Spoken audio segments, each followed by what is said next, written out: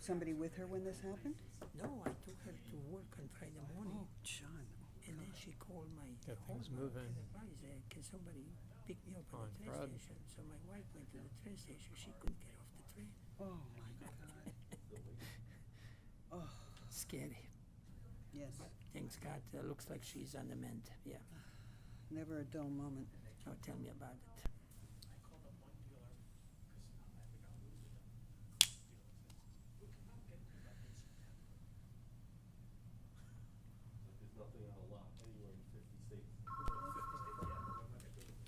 Hello?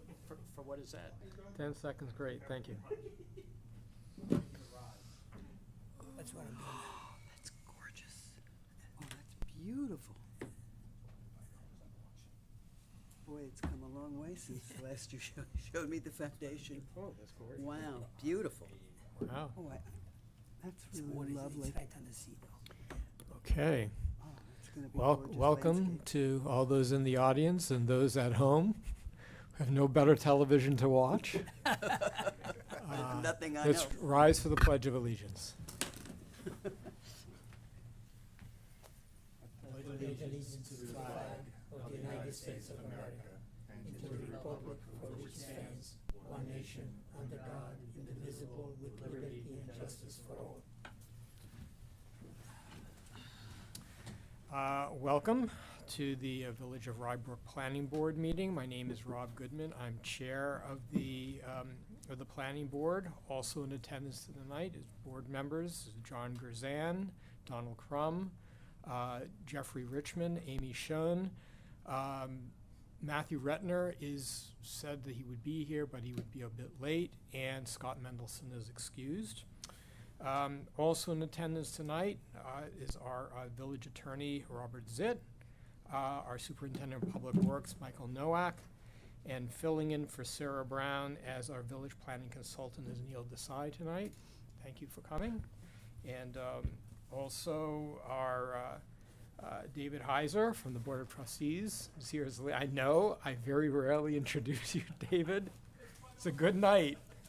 It's a good night, right? That, Neil. And also, we also thank Tara Orlando, who's our board secretary, for all the work that she does behind the scene to make sure that these meetings actually happen and that we know what's on them. Our first, Did you mention Neil? yes. I didn't hear you. Yes, no, I mentioned Neil, right? I didn't, I got you. The Village of Rybrook website contains our board rules, our agenda for tonight, our agenda items, and you can access via streaming video past sessions of the board. Our first and only item tonight is Hunter Drive application. So, sir, you are up.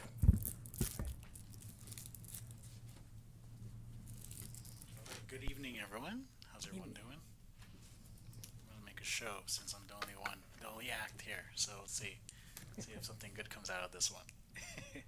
So as you can see, we got it set up now. We're all good. My name is Adam Arias. I'm a civil engineer for Onum and Kirby Engineers, and I'm presenting on behalf of Jacob Gebrael over there, who's the owner of the property. We're proposing a.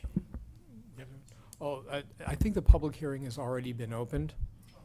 So, but thank you for reminding me, though, because at the appropriate time, we were going to ask members of the audience to come up who aren't there right now. So anyway, proceed, sorry. All right. So we are proposing a new pool, patio, modified deck in the backyard. In this area, this is the backyard. And we have a total volume storage drainage system in accordance with the Rybrook code that consists of 19 Caltech units, and they are basically taking all of the total coverage of the total impervious coverage on the site currently. So that means existing and all the proposed. So addressing the comments that we had last month, we had some comments from Sarah, which we addressed them all. It was regarding the plantings of a new tree because there was a dead tree on there, but that has been addressed already. There was also a showing the fences, a chain link fence at the bottom on this side, which we also label over here. And also we have the stockade fences also labeled here on the other property lines. Also, yeah, and everything else has been addressed. So steep slopes has been addressed because they're shown, and they're also we're gonna basically follow the village code regarding that when we start doing construction on that, and everything else. And one other item was regarding the native species that was required for the arborvitae. Now we put in a green giant arborvitae, which is native to the area. So before it was some Japanese type plant. On top of that, also we had discussed having our own individual property fence along our property line that did not join onto the neighbor behind, because we had our property line, our fence going up all the way up to the neighbors, up to sort of this point right here. So here now we show basically new fence that we're going to be putting on our property line, and any location that there is our fence is showing onto the neighbors, we're going to be putting screening behind it. So we're a couple feet, like in this area right here, a couple feet inside, and then we go back and basically follow once we reach up to the neighbor's fence, we follow our property line and all around the property. And so this also fulfills the requirement of the enclosure. So if there's any issues where the neighbors, decide to take out their fence or anything, we still have our pool enclosed as well. I recall that was an issue, yeah. Neil, in your last consult with Sarah, I think we concluded that there were no further planning issues, that those issues have been addressed. Am I correct? That's right. Great. And Michael, as far as stormwater is concerned, are all of your concerns been addressed with respect to their plan? All of them have been addressed. I did have one comment about the location of the levels spreader being 10 feet away from the property line, and the engineer assured me that it is at least minimum of 10 feet away from the property line. That will be discharging at a 50-year storm event, which they are not required to capture a 50-year event. Our code is only for a 25-year event. So that will only overflow under a 50-year event. It doesn't overflow under a 25-year event based on the calculations. Okay. Members of the board, any questions for the applicant? No. Members of the public, would anyone like to come up to speak to this application? No. We have a resolution. Do we have to close the public Yes, we hearing? do, yeah. We Have do. a motion, a second to close the public hearing? Motion. Second. So, Mr. Grzan, yes. Mr. Crum, Yes. Mr. Richmond, Yes. Ms. Schoen, Yes. Chairman Goodman. Yes. Thank you. The full resolution is on the village's website. I'll provide a summary. Whereas Keith Werner, on behalf of the property owners, submitted applications for the approval of a site plan and steep slope work permit for the installation of proposed in-ground swimming pool for the property located at 1 Hunter Drive in the R15 zoning district. And the planning board has reviewed the following plans and application materials contained in the written resolution. Whereas the proposed action is type 2 pursuant to SECRA, and the planning board on June 8th opened a duly noticed public hearing on the subject applications, at which time all persons interested were given the opportunity to be heard. And on July 13th, continued that public hearing, at which time all persons were given an opportunity to be heard, and the public hearing was closed. Now therefore be it resolved that for the reasons set forth in the written resolution, the Village of Rybrook Planning Board hereby approves the site plans listed herein and approves a steep slope work permit for the installation of an in-ground swimming pool at the property located at 1 Hunter Drive upon the conditions set forth in the resolution. Any discussion to be had about the resolution? Any proposed modifications? None? Can I have a motion as second to adopt the resolution of approval, please? Moved. Second. Can you open this for me? Mr. Grzan, Yes. Mr. Crum, Yes. Mr. Richmond, Yes. Ms. Schoen, Yes. Chairman Goodman. Yes. Thank you. Okay. Thank you very much. Congratulations. Thank Have a you. good evening. Best of luck to both of you. Thank you. Happy swimming. Enjoy the pool this Enjoy, summer. yes, Well, I don't that's know- right. I don't know about this summer. I like to do laps. Next summer. Try to do it.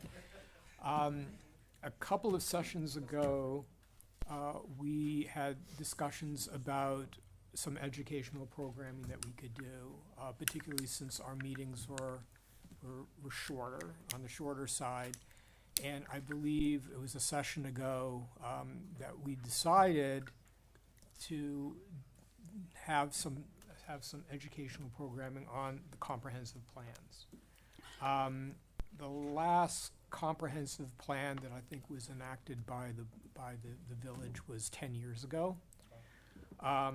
Amy, you were very much involved in that process, so you have some insight into how this works, but we're sort of due, I think, for a revision, to look back at that comprehensive plan at some point and maybe have a discussion about what we were able to achieve, what we weren't able to achieve, and to familiarize the board, I think, more on a going forward basis with what the comprehensive plan mandates, or at least advises, because that's a planning document. And I think that it could be helpful in guiding our board on issues of development to be more familiar than we have been with our comprehensive plan. So I think we're going to be doing sort of maybe a series of sessions on this. This session is going to be on sort of the big picture of these comprehensive plans as they fit into the state law and what they're supposed to do. And Rob has had some experience with other villages implementing their plans, so he may have insight into that. And I thought we would just have a discussion about it and then, see how it goes. So, whoever wants to start. It's either me or Neil first. I think, as far as the kind of the legislative, what the statutes talk about, and it's certainly a place for you to start. Yeah, Sure. maybe that, yeah, give us, maybe give us a legal framework. If I may, Sure. I think if we are going to embark on this, and I think 10 years is a good time frame to start considering some revisions, I think we ought to also take a look at where are we now as a village with regard Right, exactly. to the projects that are coming down. And it seems to me the little projects, we are running out of space. And there are very few, as we can see. We have a planning board, one after 30 days, and we have one agenda item that took us 5 minutes to dispose of. We used to have 2 meetings a month, and we were here till 11:30, 12 o'clock many times. So I think whatever we do, we should think in terms of what is the big picture here. There are 3 or 4 large projects that are so to speak, in a pipeline. Mhm. And how can we change the planning going forward that would kind of encompass some of the major issues or concerns that we have with regard to these big projects. I can think some of the projects that, we almost rushed through, and maybe had we looked a little more further into the needs or so on and so on, maybe we would have taken a different position going along. And I don't want to be in that position, a year or 2 years from now. Yeah, but I also agree. think our being pushed was on 2 levels. There was a political level, and there was a monetary level.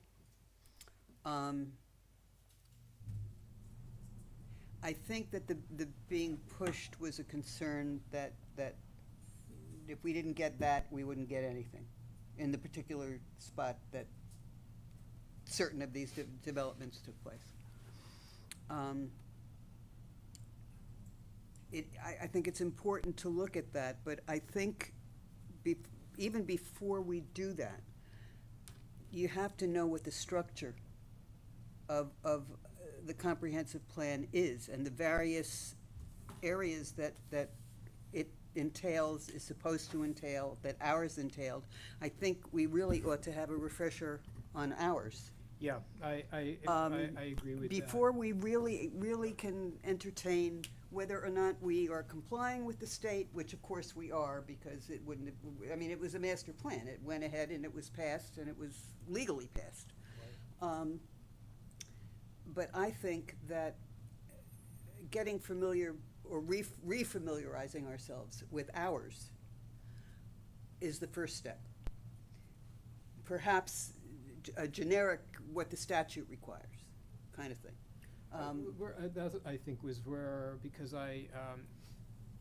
we really, our staff really needs to do a more comprehensive review of our plan and what projects have been out there, because I'd like to know whether our plans, we've achieved a number of goals in the plan. Well, that's or not. true, and we were also bound by village code on some of these things, that got pushed in slightly different directions too.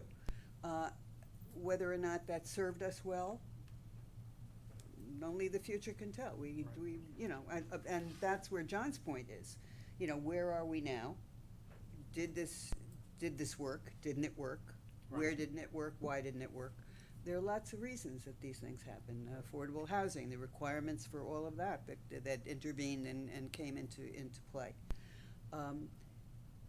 But I feel personally that I would have to go back and really take a look. It's a big document. There's a lot in it. And it took Huge. a while to put it together, I remember, and it's Long not time. something that you want to Couple of do years. every year, Yeah. right. But you've been dealing with, you know, Rob, you can give us sort of the legal framework Sure. for it, but you've also been working, I gather, from Jen more recently on a comprehensive plan. I'd like to know how, over the 10 years, whether or not the state has actually changed some of its criteria for this. Right. So anyway, why don't you proceed? Sure. So to piggyback off you, I think that the comp plan really is it's the village's North Star in terms of planning. And I know that sounds silly, but it's essentially what guides you guys in making determinations, the village board in making determinations, every zoning or land use determination after this document's adopted. Those items are supposed to be in sync with the comp plan. That really depends, at this stage on an inventory of what the village's needs are and what's happened over the course of the last 10 years or so since the last comp plan was addressed. But my role, I think, in this is to provide procedural guidance and make sure that everything's copacetic. So this, it's something that can either be pursued by the village board of trustees or the planning board or what's known as a special board under the village law, the state village law.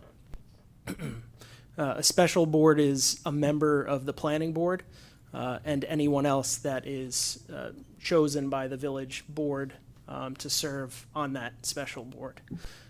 If the planning board is the one that's ultimately deciding what the comprehensive plan is going to look like and you're tasked with that role, ultimately it's going to be your job to make a recommendation to the village board to adopt that comprehensive plan. It's not the way it worked here. I mean, actually that raises a question as to whether or not our code only contemplates the comprehensive plan being dealt with from the top down, starting with the board of trustees and then how is it actually, how is it done? The board of trustees was the body. There was a committee. Right. I was not on that committee. There was a special subcommittee for the purpose. There was a larger group that got together and put together things that everybody felt should be in it. But it was the board that did the accepting of the plan, not the planning board. Right. And, you know, David, is there anything sort of on the BOT's radar screen about revisiting our comprehensive plan? Not that I'm aware of. Right. And just to confirm I was being understood, you know, it is ultimately the village board that's going to adopt the plan. But they could, as the planning board is most familiar with planning and land use in the village, task the village planning board with sort of doing the work, for lack of a better way of describing it. Procedurally, you know, this is going to have to go out to the county planning board for review. It's going to have to undergo a substantive SECRA review. Comprehensive plans are type 1 actions under the State Environmental Quality Review Act, which requires an environmental impact statement. You know, it's a substantive look at environmental issues as the village planning board or board is considering its adoption. Notice provisions are somewhat different. You know, I think it's a little too soon to get into that. But really, it starts with, I think, an inventory of what's been going on in the village in terms of land use. I don't want to put Neil on the spot, but Robert, sure. I'm listening to, and I like the expression North Star. You like to call it sometime a compass. To me, really, it's the code that's kind of a compass or the document that we kind of rely on as we evaluate the applications and come up with either recommendation or the approval, whatever the case may be. One of the things that I kind of, in my own mind, is that we do have a comprehensive plan. I worked on the one 10 years earlier, so it tells you how long I have been around here.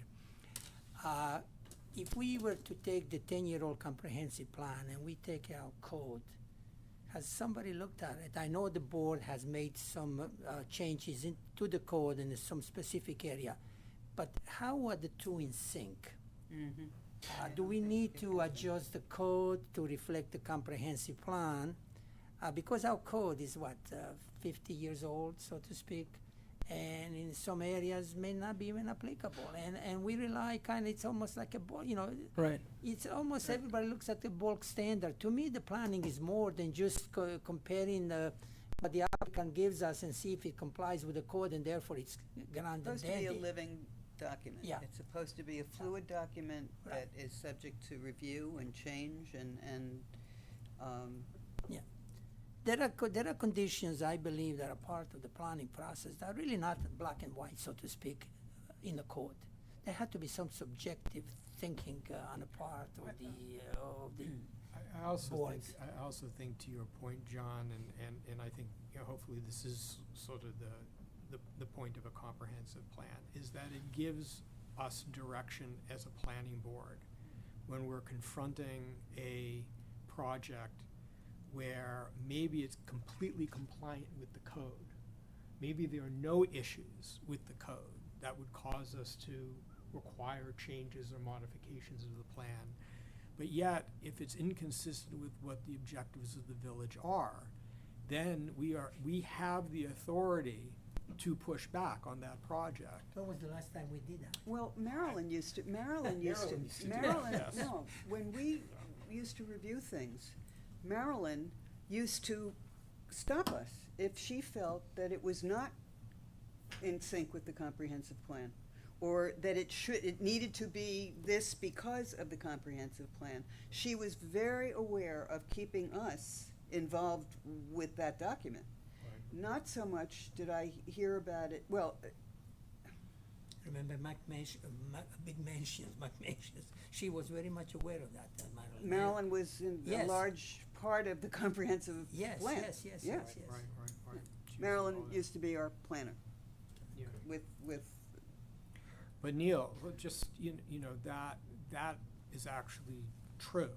And Marilyn was very much involved in the whole process of developing the comprehensive plan. So when she heard discussions up here about how we would be dealing with a particular application, she was not shy about jumping in and saying, hey, look, you know, this is not the type of project that would be consistent with what the village's interests are. This is like an urban project. I remember she said that on a number of projects where developers were coming in and putting, rather large projects, proposing rather large projects, and her response was, that's inconsistent with what the interests of the village are. We don't need an urban project. This is not an urban area. So, so that, that definitely gives us direction on planning, which the code otherwise would not. The code would care, one way or another, how big the project is. But anyway. One question, are we required to update it because it's 10 years? Is there any statutory requirement for the length that plans can last? There is none. If there are considerations in the prior comprehensive plan that specify that the village should return to the document, every 10, 15, 20 years, that would be something to consider and obviously follow. But in terms of state law, there's no specification that villages have them or that they return to them in a certain time frame. Is there a state law or legislation requires each village to have a comprehensive plan? No. That's what I thought, so yeah. So how did Mixed use. Mixed use. So how did this issue of comprehensive plans arise in general? Well, that's you're really putting me on the spot with that one. When municipalities don't have comp plans, you're essentially relying on the body of decisions that the village has generated over the course of time, and that obviously changes with boards, board members, goals, politics. It becomes difficult, I think, to manage projects that are coming through the village. And it also becomes difficult, frankly, to manage, local legislation. Local laws are always going to be moving sort of faster than the comp plan, and I think it's designed that way. The comp plan is obviously something more substantive to review, and it's easier to pass a local law than it is to review a comprehensive plan. Robert, if we as a board were to deny an application because we believe it's not consistent with a comprehensive plan, would it withstand the legal test? Good question. So, an Article 78 would follow. Yes. That was my question. Article 78 proceeding. And if the board's basis for rejecting the application was that it's not consistent with the comprehensive plan, Even though it's consistent with every aspect of the village code. right, a court's going to probably pay more attention to the comprehensive plan because those provisions of the village code are also supposed to be tracking the comp plan. So is the comp plan on our village website? Yes. And is it something that somebody who's buying property sees? In other words, if someone's buying a big piece of they property could. to They may develop see the it, but property, they probably don't. They could. Yeah, I didn't find it so easily. I was trying to find the comp plan, and it took a long time to find it, and it's in 20 different pieces. I was trying to find, and that's how it's done and traditionally done in many places, and that's kind of one of the things that I think you should patent the term North Star, because you would think comp plans it's the vision for the community for 10 years. You'd think that this is such an important document, but oftentimes it fails to have sustenance in terms of people remembering it and referring to it. I'm glad to see that was the first question that I wanted to ask was how has it been used, and the fact that I've met Marleine before way back when, and that the fact that she uses that's just a good example of how the 2014 comp plan is currently used, which is good.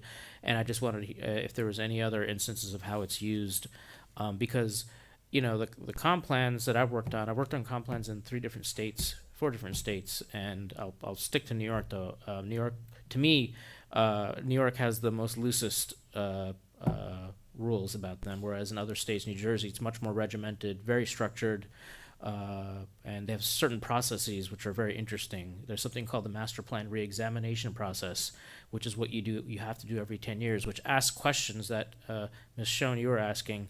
about, let's look back at the 2014 plan and look at, what it's accomplished, and so on and so forth. Sometimes I use that process as a way, even though it's something that's legally required in New Jersey, it's a great set of questions to ask for a comp plan in any state.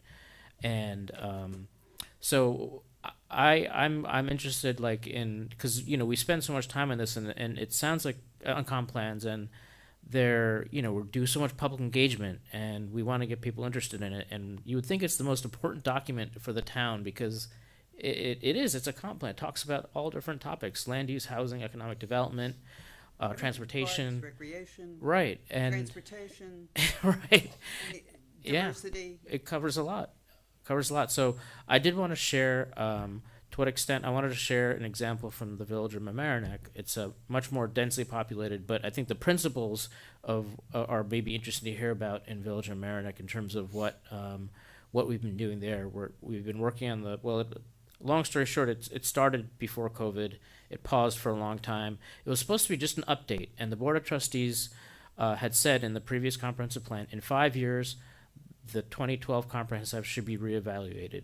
And so that's what we started doing. But then COVID came, and You're talking about the village of Mamaroneck, the village of as Mamaroneck. opposed to the town of Mamaroneck. I'm talking, specifically the village of Mamaroneck. And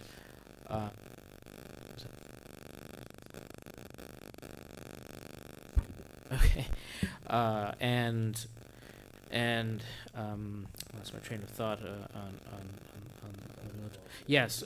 So thank you. So 2000, then COVID started. So what ended up being a 5-year update became essentially a whole new comprehensive plan. So it gone from being a 5-year update to an entirely new comprehensive plan, and because so much had changed in the 10 years, flooding, COVID, so many different issues, and it affected the economy.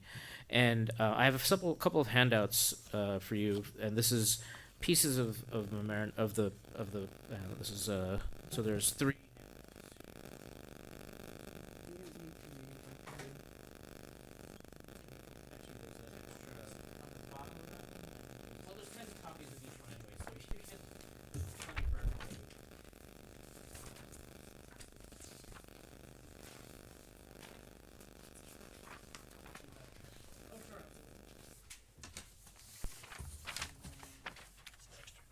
I had one from the other pile.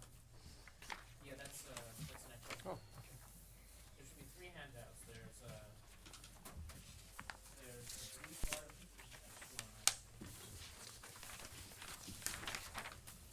Thank you. There we go. That's something the first.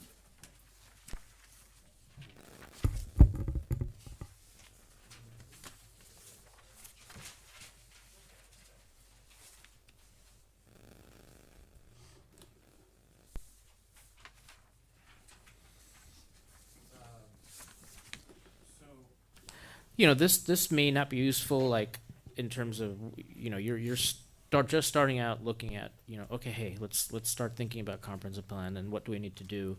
This is just kind of this will give you an idea of the what our approach was to Mamaroneck. I think one of the things that I'm most interested in is making the document as user friendly for anybody to look at as possible. So this document is designed to be, opened on a phone or a tablet. It's one document, one PDF file. All the links are hyperlinks, so you can go. So when you're looking on your phone, you can click to whichever section you want to go.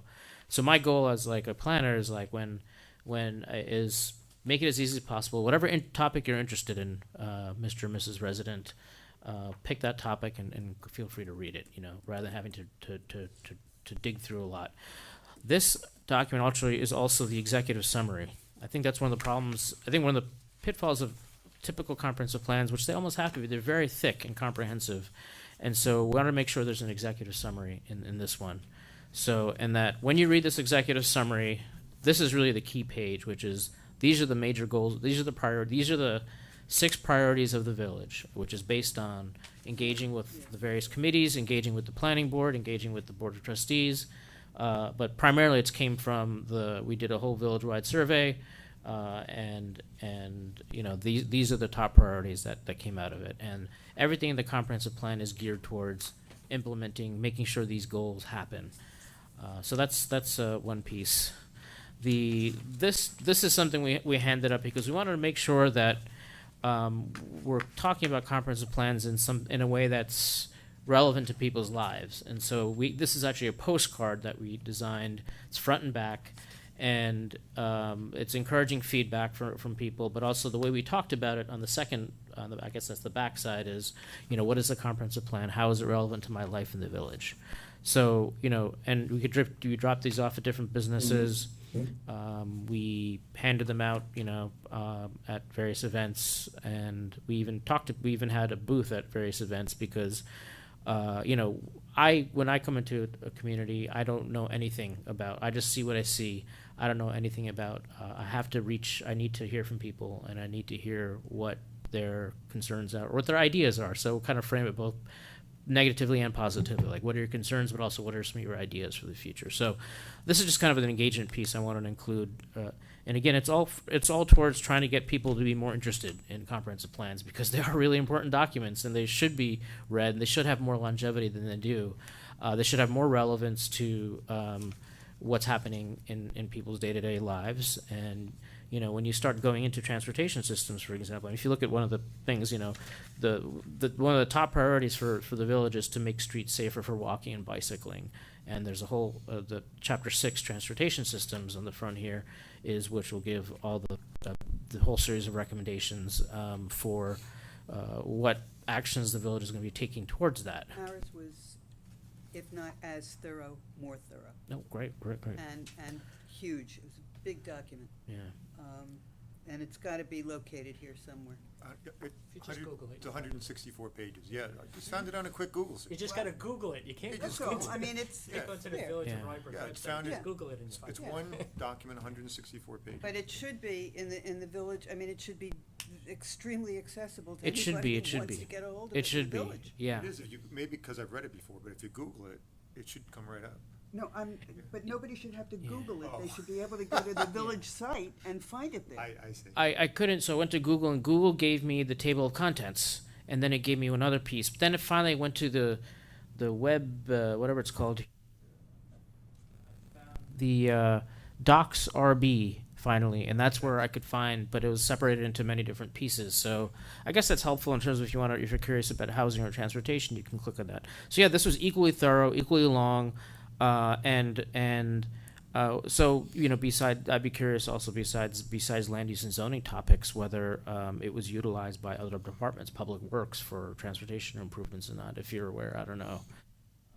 Yeah, Mike, you can answer that question. How did the comprehensive plan sort of inform how you and your department were looking at what you guys did, if anything? You may have not been conscious about it, but you may have been. I don't know. Well, we've done upgrades wherever we can. For example, South Ridge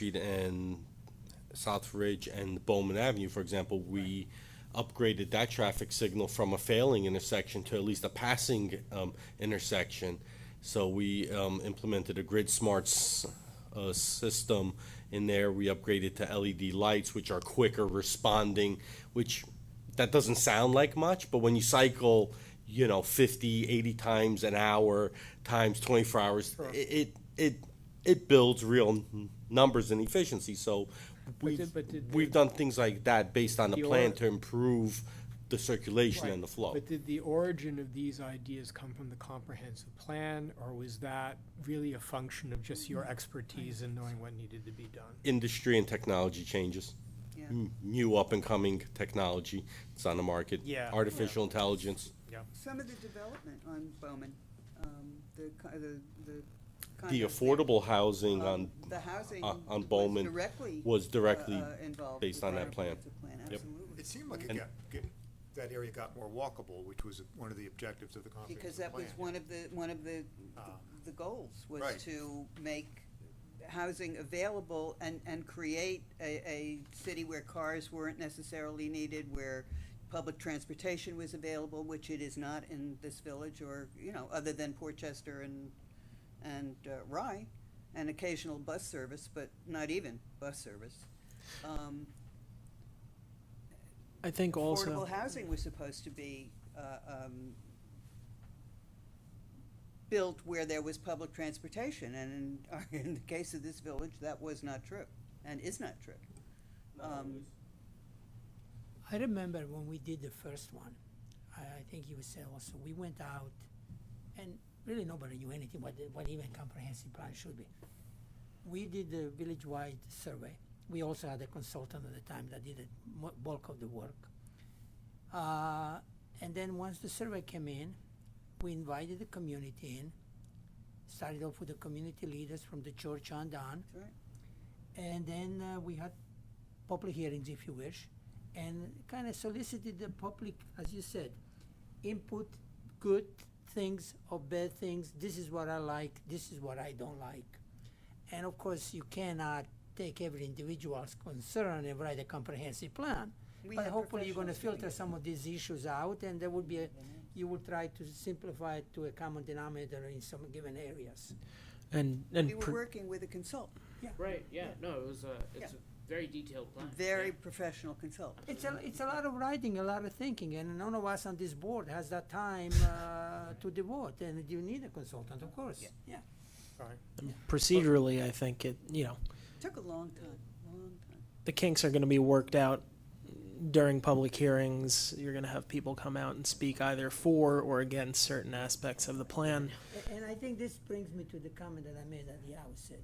If we're gonna take a revision, let's take a future view of the village. Mhm.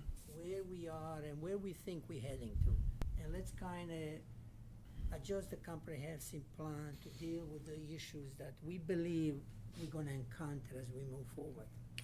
And We can enumerate them here, right now. One of them being transportation. I don't think there is a village that doesn't, or flooding. Those are prevalent issues that face every community. And for those listening, if anyone's looking for the comprehensive plan on the village's website, I was curious to see where it was. Yeah.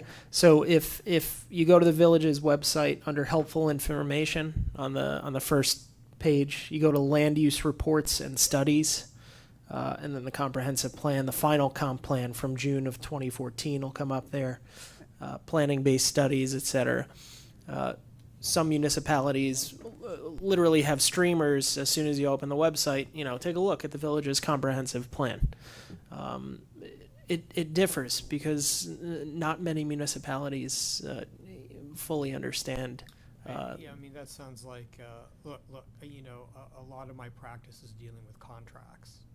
And contract management is a huge, huge deal because contracts are heavily negotiated. People spend a lot of money on time and attorney time to put together contracts. They're signed, and then they sit at the bottom of someone's desk for 20 minutes.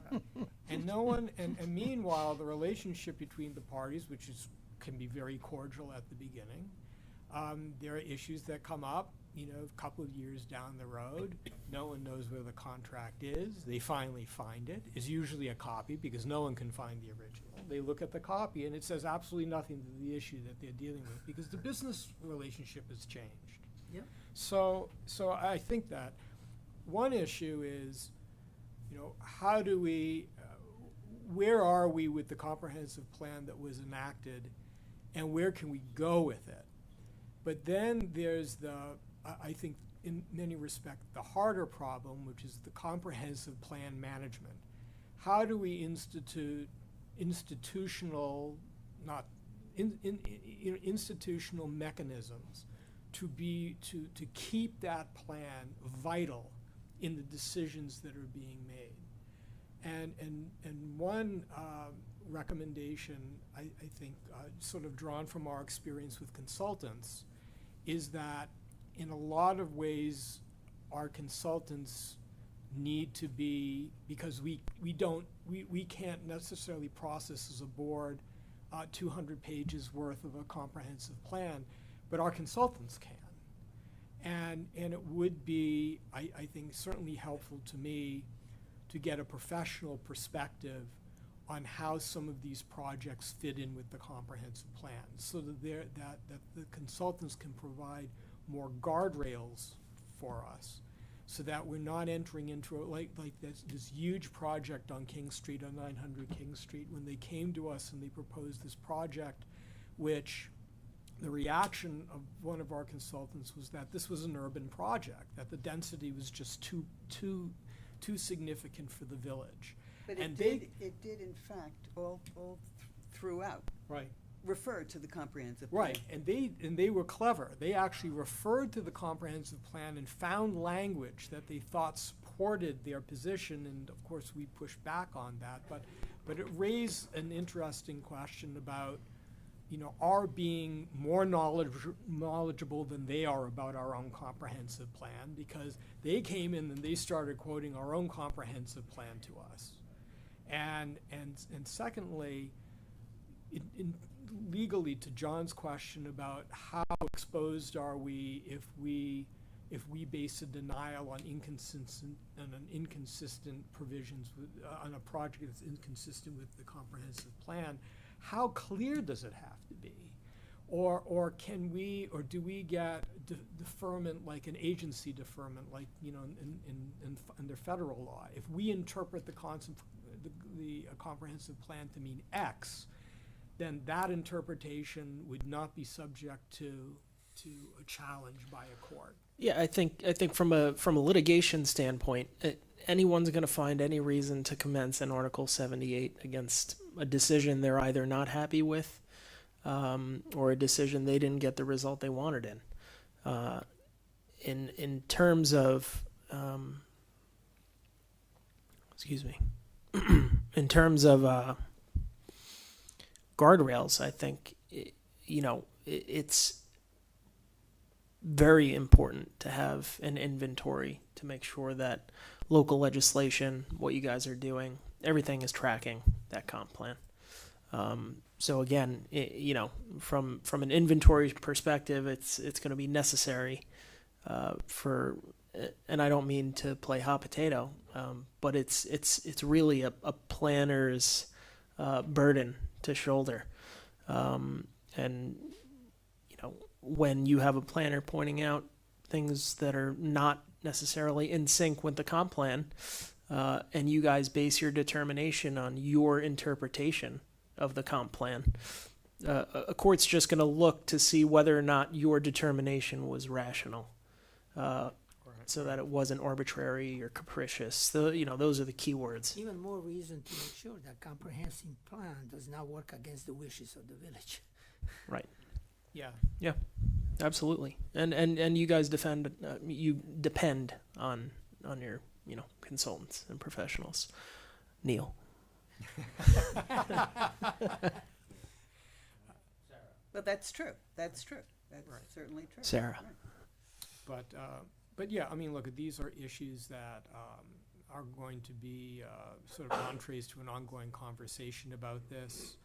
I mean, I think the comprehensive, there's been so much in the way of change environmentally. That's right. We actually have to relook at this. But Rob, don't we, this is the document that belongs with the Board of Trustees. Don't we not need some sort of direction from the board before we embark on Yeah. a No, of revision? course. Yeah. Yeah. I So mean, there, I think will have to be some sort of a formal directive coming down to you from the board. I mean, David, what's your opinion about this? Is this something that is at all of interest to the Board of Trustees? Is this something that I can only speak for myself. yeah, speak to, that's good enough. Discussed. One of the questions I have is, can a comprehensive plan be amended in sections, or do you have to revise the entire plan? If I make an analogy to the Constitution, you have amendments. Right. Right. You don't have to rewrite the entire Constitution. Right. But we do the code just as the way you say it. So why can't we do the comprehensive plan? I don't think there's any reason it can't But be that's done. no. But that's a good question. What's your sense, Robert? Realistically, I think amendments are themselves going to be subject to the same stringent procedures and processes like public hearings. You're going to have to Comes do in essay notice. contest. it's more of an exercise, I think, than an overhaul. I don't But- think, I mean, I'm sorry, I didn't mean to interrupt you, but I don't see our role at all to overhaul the comprehensive plan.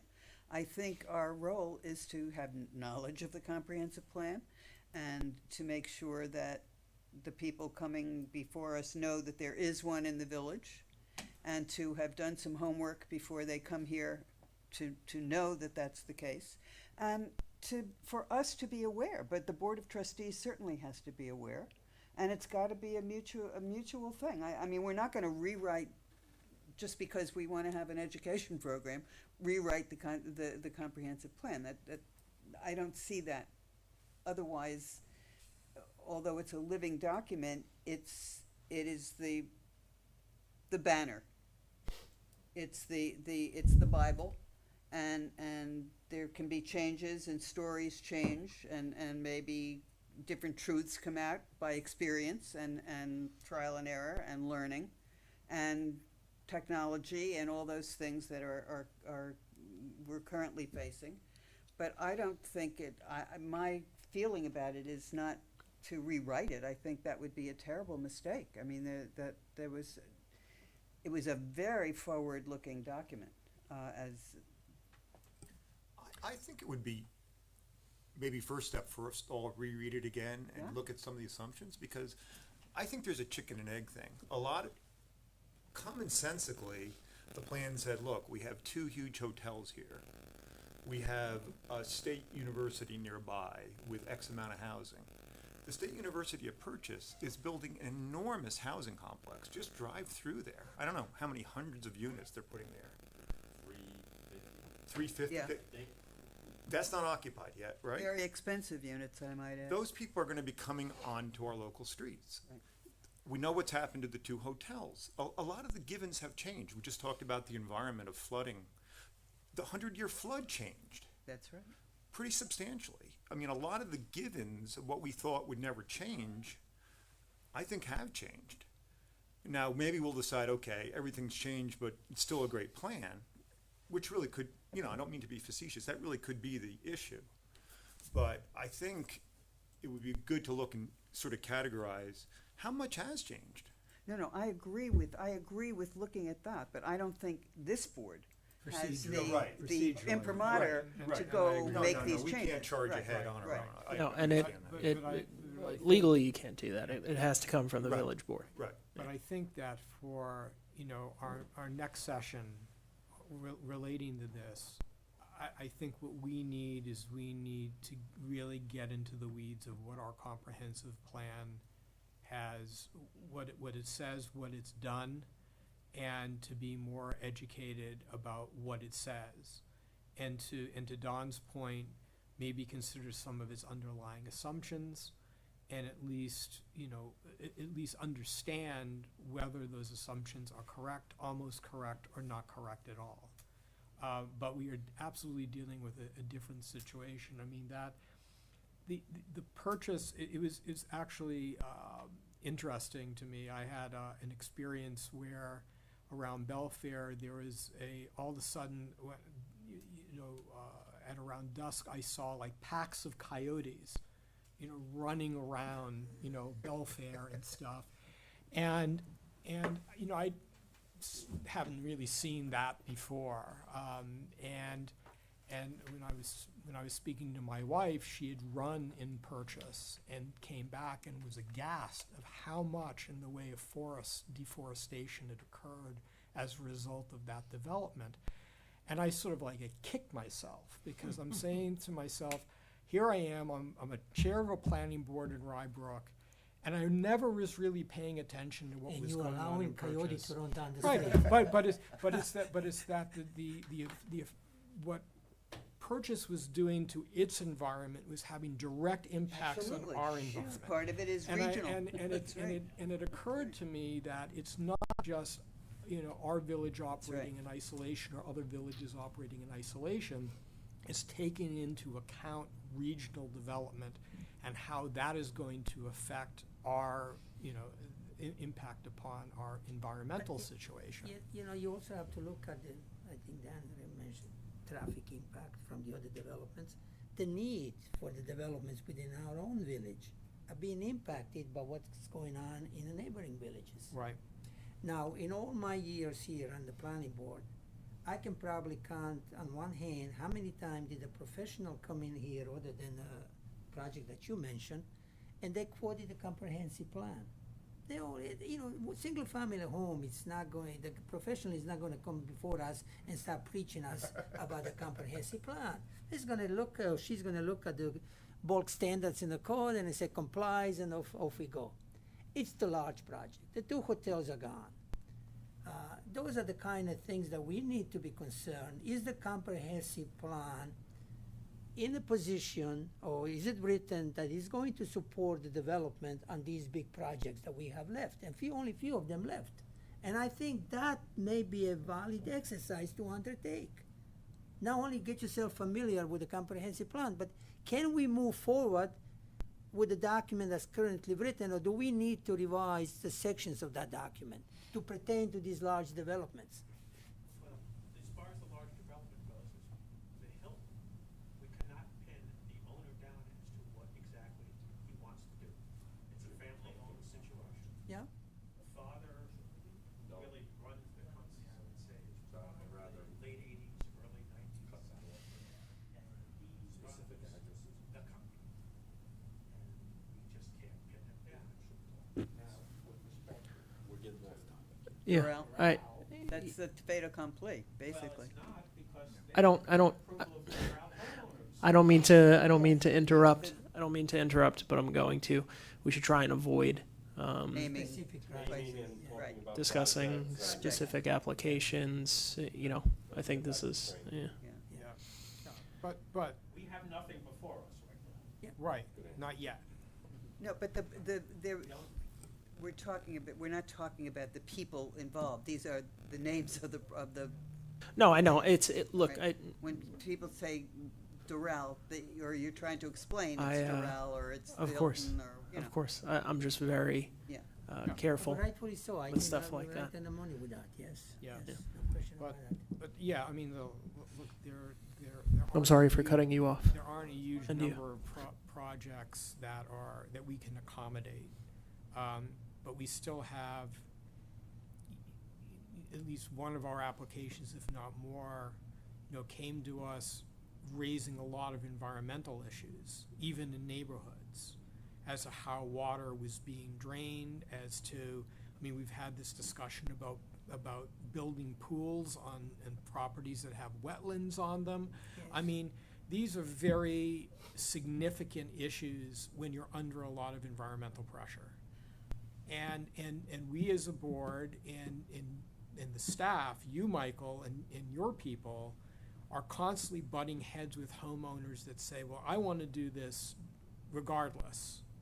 And they come before us and we try to, we've done what we can to mediate that. But in many respects it would be easier for us to have a directive as pursuant to a comprehensive plan that we have to be concerned about this, that we have to be concerned about development going on in these environmentally sensitive areas, that there's heightened scrutiny associated with developing in those areas.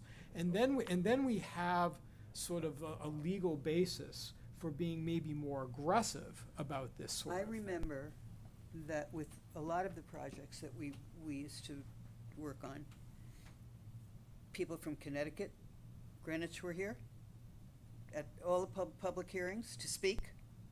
If it involved water, if it involved traffic, many things. From Portchester, from Harrison occasionally. Rye only when it really related to the brook primarily, but still Rye. And we would attend theirs occasionally too. That was the regional part of it. And how does it affect our neighbors? And how does and it's all interrelated now in a much greater way than it was years ago. But in the last 10 years, I think that's changed. I don't remember seeing anybody. Correct me if I'm wrong. Have they been to The the last time I can remember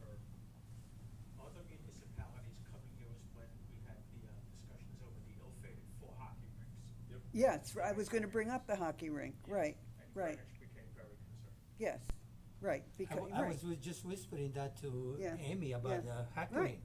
That was the last time. Oh, that was a very bitter. I was a chair at the time. That's I know, right. I know That's very right.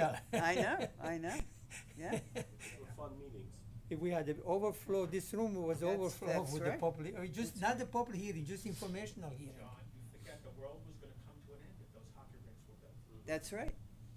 Well, Mamaroneck Village being in the bottom of the watershed, they're very concerned now about being kept informed, and I think that's one of their priorities is to be more aware and attend and be informed of developments in other communities that that could have a significant impact on the village. So yeah, I think I made the cycle is starting again. Well, you'll see that more of that now. Yeah, one of the reasons I think that we decided to try and have our continuing education done here as opposed to going to what the land use ones were being sponsored, is that after years and years and years and years of going to the same thing over and over again and finding that most of it, Rob and I had talked about that a number of years ago, did not apply to Rybrook. And we felt it would be much better if we could have some education here that was relevant to here and meaningful to us and everybody who lives here. And I think that's been very beneficial, actually. Yeah, has been beneficial. I think one question I would love to have a survey and ask people, very simple question. Is your quality of life better today Yeah. in the village than it was 15, 20 years ago? Good question. And when one looks at the traffic, Not so sure. when one looks at the I don't think so. taxation, when one looks at the flooding that we are experiencing, I could see where people may say, Right. I'm not so sure. That's right. And I think one of the basis of the comprehensive plan is to improve the quality of life. It Isn't that what we're all striving to do here? Health and welfare. And are we really doing that? John, but one thing I would say about that is, as a 75-year-old man as I am now, You have a little way to go. I have a different conception of what a good quality of life is than 15 years ago when I was 60 and I was working. Yes. So therefore, it's hard for me to gauge whether my quality of life is better. It's just different. I don't know if it's better. One of the things, speaking of that, is where do people who want to downsize their homes, who are retired, seniors, I hate that term. As I'm one, but I hate it. Where do they go? They have to leave the area. There's no place to go unless you want to spend $7,000 a month at one of these assisted living places. I have seen few neighbors that my age, and they improving their homes. And you know what they said to me? We looked everywhere Where are you gonna around, go? and Yeah. this is the cheapest way for us to stay. That's right. All right, because That's right. I have friends who have moved from Purchase to White Plains, not to senior facilities, also, once again, standalone housing, Yeah. that are just, they all want to get away from anything other than a ranch house. They all want Well, ranch because right, they've gotten older. because there aren't enough ranch houses to go to here. But that's what Supply and people demand, want, is right? to avoid steps. That's right. the one thing I don't accept is the traffic. Traffic bothers me. That light, those three lights, when I try to make the train station and it takes me 15, 20 minutes, and I used to make it in 5 minutes. Yeah.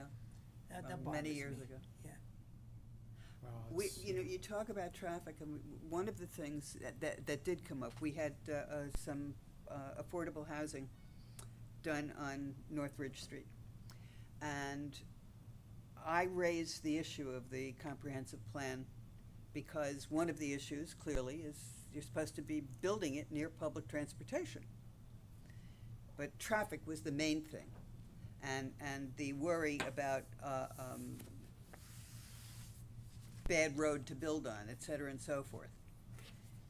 I was coming home the other day, and they're built now, They're not, I don't believe anybody's living in them, I'm not sure about that. Northridge? What? Northridge. Still construction. And the workman missed because he wasn't even looking as he was coming out of the driveway, just on a curve. It's on a total curve. You cannot see going north. And you really can't see coming out of the driveway. And he didn't bother to look anyway. By this much did he miss me. Or did I miss him? Let's put it that way. Yeah, but yet Straight out onto the road. Yet we were told that the line of sight It was one of according the to things, law, the yeah. line of sight of all this stuff was fine. And it's perfect land use for it and blah, blah, blah. Yeah. We as, there was, well, I don't want to say too much more about it, but I raised the comprehensive plan in that particular instance. I think in my own mind, I think this is a good starting point. I hope the board would come down with some directive of us. And I would like to look at that 146-page document, not as a totality, but focus on few areas and see, can we do some tweaking to help us move forward? I think that would be a well worth effort. Or what resources it provides to us to Yes. deal with things that we're dealing with now. And see where the good things are and where the things that are maybe fall short are. So I would say that should be sort of our next, whenever we have our next session, if we have the time, let's focus on that. Can I ask, how many of you would prefer a written copy as opposed to online? I think a written copy, I would prefer a written copy. Yeah. I would prefer a hard copy because Sure. it's If you're gonna- easier if to you're gonna make print notes it. in and it's, yeah. I have one, I could ask Chris if we can print some more off. I Would you think, mind, please? That would be actually I helpful. really would be think that would be extremely great helpful. to do. And provide one to our I consultants may even too. still have mine, I don't know, Supply one to the. yeah, I know, I know, they were 2 volumes. I just have one. Beautifully done. It's beautiful. I think this is a great conversation to be a part of, but also I will send, just as for your information only purposes, but I think the questions that New Jersey's process of, it's called a master plan reexamination report they produce. The questions they ask here, there's like 1, 2, 3. One of the fourth questions though is it leads to this question: identify specific changes for the master plan or development regulations, if any, or whether a new plan or regulations should be prepared. So that's kind of one of the conclusions you may that you may have, But I'll just email. I guess as a Robert, she'll email you that, and you, as an FYI, I talk with my hands. I'm not going over everything. As an FYI, just you can see those questions, see if they'll be helpful as you keep them in mind when you're looking over the master plan for the comprehensive plan. It's called a master plan in Jersey. That's why I mixed up. Well, originally we called it a master plan too, In New York, okay. yeah. I don't know when, they were sort of referred to interchangeably for a while. Right. Now, in terms of scheduling, Mike and I actually spoke about this. I mean, customarily, we have taken August off. But an application was brought to my attention by Mike that is sort of time sensitive. I don't want anyone to screw up their vacations, but I'm not, Mike, do you have any update on that or So the scenario is that we have one application that came in before the deadline for the next planning board meeting, which the building inspector is going to review. That's one item. The item that I spoke to the chairman about is an existing application for property owners in the village that have unfortunately had a very hard time in getting their project off the ground and moving due to reasons beyond their control. And we had a meeting, myself and others had a meeting with the applicants, and we're trying to get this off the ground again to help them along. And the goal would be that they would submit their application within the next week or so to make the next board meeting so that their project could move ahead and this has been a project that's been in the pipeline for literally 2 years. They've had issues beyond their control, so we're trying to spearhead it and to get it going. So the question was, would it be okay to not cancel the August meeting or maybe change the date possibly to suit, anybody's vacations, if possible? Because right now I believe the date is August 10th, I believe. So if August 10th would work and we could have a quorum, then I would respectfully ask that we have a meeting. If that's not gonna work and another date would work later, then we could make a change. But I'm just trying to gauge what's going on because they are working diligently to try and pull this all together, which I think they're now in a very competent spot with their engineers and professionals. I mean, procedurally, we would hear out the application, we would schedule a public hearing for September, and hopefully if everything went smoothly, they would get their resolution in September. Is it a big project? It's basically a pool addition in the backyard, regrading, and it's just a project that's been very nightmarish for these people, and just trying to help them along. Okay. That's all. It's not like a 5-house development. No. I mean, I know my schedule, I will be around next month. I'm available. If as long as we have a quorum, that's the main thing. If people happen to be around. If not, then we can think about maybe some alternative dates to deal with it. But, I think I'm available. okay, all right, Yeah, I'm here. Sir? I'm not sure. yeah. I know, I'm getting a look. It's okay. I'm honestly not sure. Okay. How about, Oh, Scott? Scott, Yeah, yes. Scott, yeah. We'll see, well, we'll do. If you have a form, go ahead, go for it. Exactly. Yeah, go for it, exactly. please. Let's see how much in the way of a commitment we can have for August 10th, and then go from there. My policy is always, if you can help Sure. Yep. a that's- resident of the village, we should. That's right. We should. It's been hard on them, and I know, I know it's not a project that is whatever, that's a pool and everything, but overall the stress has been high on them, and just things that have happened. And as I said, if there's an avenue to help, and if we can make it work, let's try. That's all I ask. That's my attitude as well. Just so you know, I've already texted Chris and asked him to try to come up with copies of it. Okay, Great, Fine. Thank you. That's Pick 'em great. up. Thank you very much. yeah, Thank you. that's very nice of you, Dave.